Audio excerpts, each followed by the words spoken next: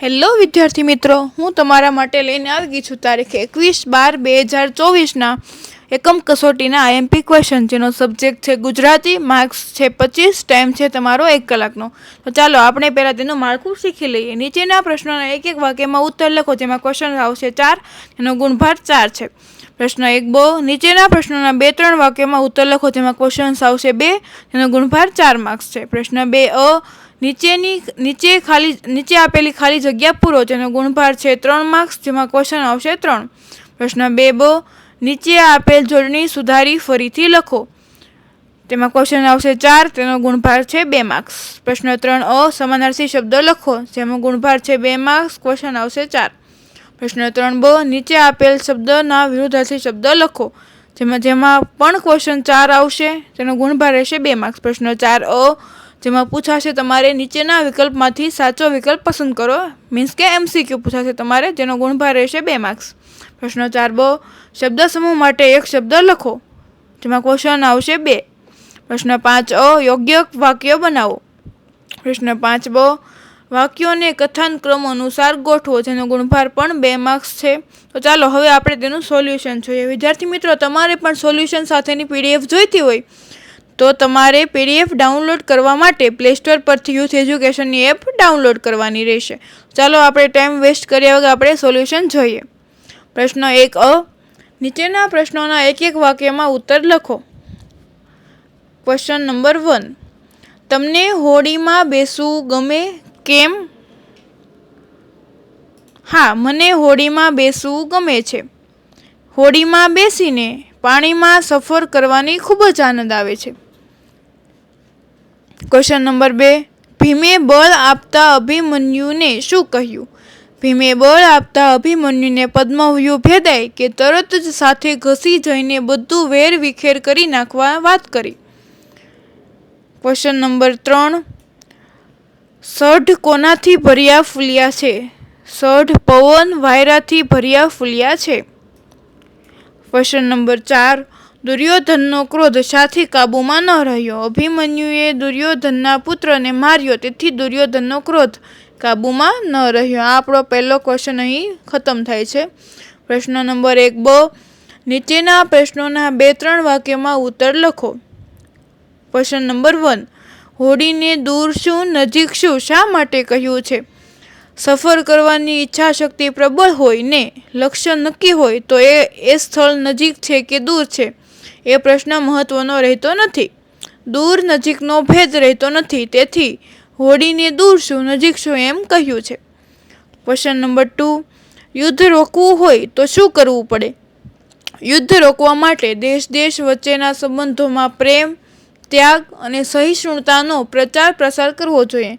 માનવ ધર્મ અને રાષ્ટ્રપ્રેમની સમજ નાગરિકોમાં કેળવાય એ માટે વૈશ્વિક સ્તરે સંસ્થાઓ ઊભી કરવી જોઈએ। ક્વેશ્ચન નંબર 3, પ્રશ્ન 2અ, નીચે આપેલી ખાલી જગ્યા પૂરો, તેના પહોળા દૂર ફરકે ને ઝીણું ઝીણું મરકે। આપણી પાસે તેમાં ખાલી જગ્યા માટેના ઓપ્શન્સ છે, વાયરા, મિનારા, પાલો। જવાબ આવશે પાલો। દરિયામાં ગમે ત્યારે ખાલી જગ્યા થાય છે, ભૂમિ, ઝંઝાવત કે પાલો? ઓપ્શન આવશે ઝંઝાવત।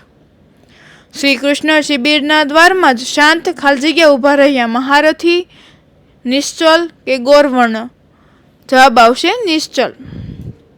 પ્રશ્ન 2બ, નીચે આપેલ જોડણી સુધારી ફરીથી લખો।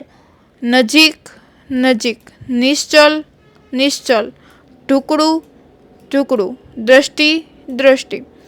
પ્રશ્ન 3અ, સમાનાર્થી શબ્દ લખો। પૂનમ, પૂર્ણિમા, આવડત, કુશળતા, નિશાન, લક્ષ્ય, ઘેરાવો, રોકાણ। પ્રશ્ન 3બ, નીચે આપેલ શબ્દના વિરુદ્ધાર્થી શબ્દ લખો। વિદાય તો આવકાર, હસંત, રડંત, વિશાળ, સંકુચિત, નવા, જૂના।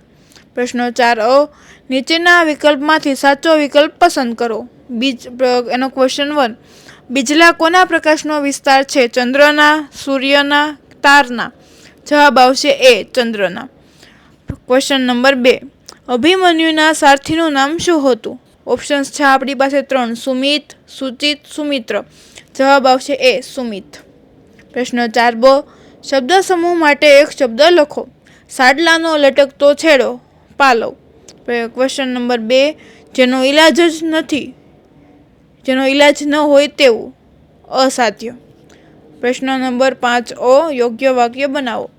અમને રાકેશે રોકી રાખ્યા, નહીંતર અમે સમયસર મેદાનમાં આવી ગયા હોત. અમને પાડોશીએ પહેલા કહ્યું નહીં, નહીંતર આ ઝઘડો થયો જ ન હોત. ક્વેશ્ચન નંબર 2, સલીમ આઉટ થઈ ગયો, ત્યારબાદ ઇકબાલે આવીને રનની રમઝટ બોલાવી. પ્રતાપસિંહનું અવસાન થયું, ત્યારબાદ એમના પુત્રએ વેપાર સંભાળી લીધો. પ્રશ્ન 5 વાક્યોને કથાનક્રમ અનુસાર ગોઠવો. વાક્ય પહેલું છે, અભિમન્યુએ પહેલી હરોળ તોડી.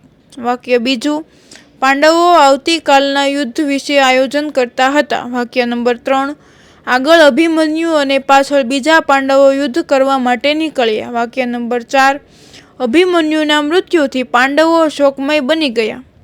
હવે આપણે તેને કથાનક્રમ અનુસાર ગોઠવીશું.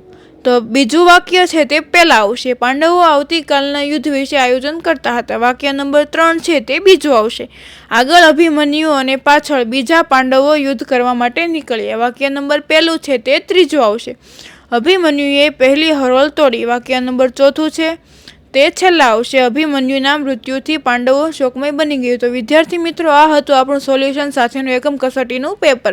જો તમારે પણ સોલ્યુશન સાથેનું એકમ કસોટીનું પેપર જોઈતું હોય, PDF જોઈતી હોય, તો PDF ડાઉનલોડ કરવા માટે આજે જ પ્લે સ્ટોર પરથી યુથ એજ્યુકેશનની એપ ડાઉનલોડ કરો. Thank you so much for watching.